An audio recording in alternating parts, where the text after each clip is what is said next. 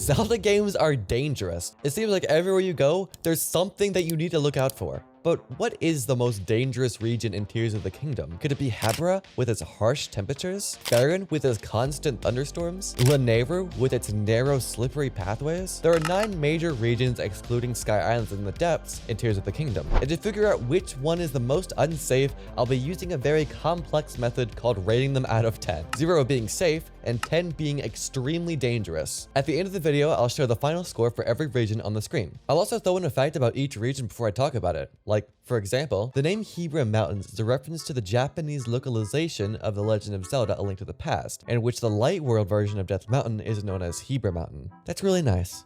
Unfortunately, Hebra is as dangerous as balls. If you were a casual Joe just walking through the peaks, you'd have to worry about wildlife, storms, hypothermia, getting lost, falling off the world, and the dozens of monsters. This place is hell if hell literally froze over. I should also mention the price of snow gear in this economy. Just seeing this price makes me want to curl up in a ball and die, and I don't even live in Hyrule. 9.5 out of 10. Did you know that Central Hyrule contains the largest number of ruins? I don't know if that's actually true, I made it up. While there is a lot of open, expansive land, so you would see a group of enemies if they're close, that's also a bad thing, because the enemies would see you too. The only time enemies can surprise you is at night, and they're usually just Keese and Stalfos. It's honestly really funny, because in the area that should be the most dangerous is a place that should be the safest, and my friend Bread Pride completely debunked that entire thing, so go watch that video. After this one, of course. That's just most of Central Hyrule, though. I didn't mention the Colosseum, the Great Hyrule Forest, or, you know, Hyrule Castle. I feel like anything other than at least an 8 out of 10 would be a crime. Did you know Death Mountain's first appearance was in the original 1986 Legend of Zelda? You know, I'm honestly really proud of Eldon. It's really cleaned up his act since Breath of the Wild. God, it sounds like I'm talking about my drug-addicted son. Eldon used to be a place that not too many people can get into because of the extreme heat. Now I wouldn't be surprised if it ended up being the most popular tourist location in Hyrule. Look, it only birthed in some places now. We got shops, we got hot springs, we got a 100% OSHA-approved roller coaster all the way to the top of the highest mountain in the game. Let's hope the tourists bring in the dough because the Gorons aren't going to be doing so hot financially after this lawsuit. We even got drugs!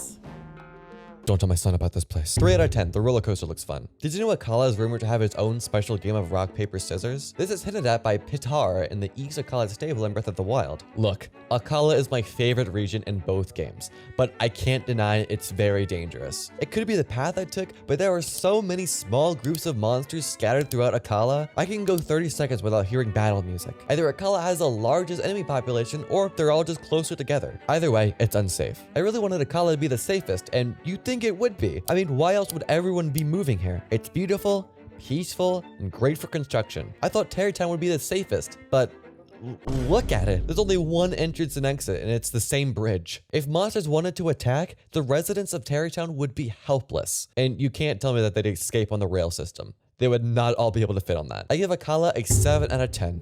I'm sorry, my child. Did you know the name Tabantha first appeared in the Minish Cap as the Japanese, French, German, and Spanish names for the Castor Wilds? I'm just gonna combine Tabantha Frontier with Hyrule Ridge. Since they aren't their own regions, they're just a part of Hebra. You're not gonna find much trouble here if you aren't looking for it. And the trouble that is here isn't exclusive to this area. Sure, you have your occasional Boko Camp, Boss Boko, and Gloomhands. But in the words of my uncle after getting in his car after downing 13 beers, does it really matter in the grand scheme of things? Rito Village is another bridge death trap to anyone other than the Rito. Like, actually, Hylians wouldn't be able to walk across the bridge for obvious reasons. The Rito can fly away, and the Zora, they can kinda swim in the water, but there's nowhere to really go. I give Tabantha and Hyrule Ridge a 6 out of 10, mostly because of Rito Village.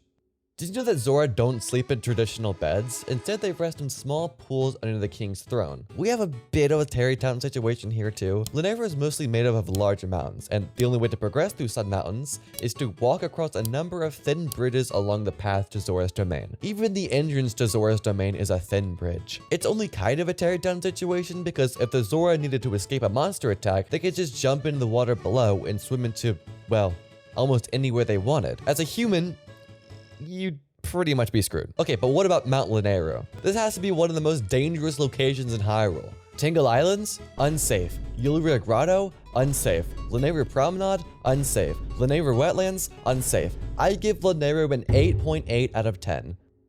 Did you know that she can live longer than most people? This explains why Emperor is so old, yet she's walking around like it's nothing. Before I talk about how dangerous Necluda is, there are some things you gotta know. Half of Necluda is a bowl surrounded by mountains, and the other half is another, slightly smaller bowl also surrounded by mountains. These two areas are connected by one path. One path that's guarded by a large enemy camp.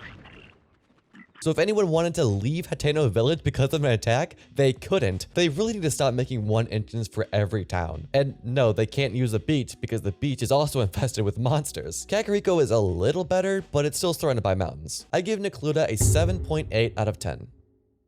I couldn't find any trivia for Foron, so the Bridge of Hylia is pretty cool, I guess. Alright, let's just get this out of the way. Thunder, rain, Gliok, pathways guarded by enemies with bows. The other Gliok, thunder, cliffs, no rail on this bridge, thunder, electric enemies in wet climate, thunder, thunder, thunder. 9 out of 10. Did you know that the Gerudo's place of origin is one of many mysteries about the pirate race? Whereas most of the races living in Hyrule are native to the land, the Gerudo aren't. That's cool and all. This place is the actual worst. Picture this. You want to take a trip to the Gerudo Desert. You pack clothes that'll keep you warm, food, water, everything that you think you'll need for the trip through the mountains. You make it out to the desert, but you forgot just one tiny little detail. The desert is as cold as balls at night, meaning if you get held up by monsters, you're not only in danger of the monsters, heat, and thirst, you also have to worry about hypothermia. And in Tears of the Kingdom, it's worse because of the massive sinkholes everywhere. If you get stuck out there, nobody is coming to save you. Nobody will know where you are or that you're even in trouble. Link can pack for the desert no problem, but the average Hylian can't. And I didn't even mention the Gerudo Highlands, just a death trap. I give Gerudo a 9.7 out of 10. Before we get into the final ranking of every region, I thought it'd be cool to list some honorable mentions. You know, the places that are really bad. And no, I didn't write this segment so I can stretch the video out to 8 minutes so I can get meta roll ads. Don't read into it too much. Any of the Great Sky Islands, anywhere in the depths, especially under Eldin. Tabantha Great Bridge needs some serious work. Every bridge in Hyrule needs serious work. East Necluda, this place has 3 Hinoxes. Okay, well, there were in Breath of the Wild. Dracozo Lake. There are always archer enemies here. I feel like I don't even need to explain why Lurlin isn't safe. The pathway into Gerudo Desert, Crenal Hill, and every labyrinth.